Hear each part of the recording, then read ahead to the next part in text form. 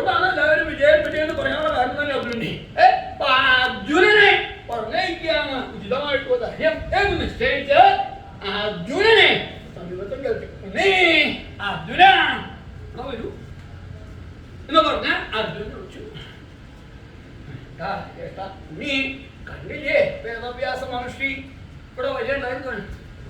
അദ്ദേഹം ഇതിനെ മനസ്സിലായോ?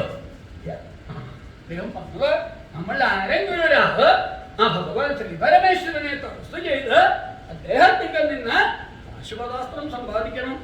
അതിനുവേണ്ടിയുള്ള മൂലമന്ത്രം കൂടെ ഉപദേശിച്ചിട്ടാണ് അദ്ദേഹം പറഞ്ഞുപോയത്. എന്താ അതിന്റെ ആവശ്യം നീ വിചാരിക്കുന്നെങ്കിൽ മറ്റൊന്നിനല്ല. ഇപ്പോ 12 സംവത്സരക്കാലം വനവാസവും 1 സംവത്സരക്കാലം അജ്ഞാതവാസവും കഴിഞ്ഞ് ചെന്ന് കഴിഞ്ഞാൽ നമ്മുടെ രാജ്യം തിരിച്ചു തരാമെന്നാണ് ദുര്യോധനൻ പറഞ്ഞത്. പക്ഷേ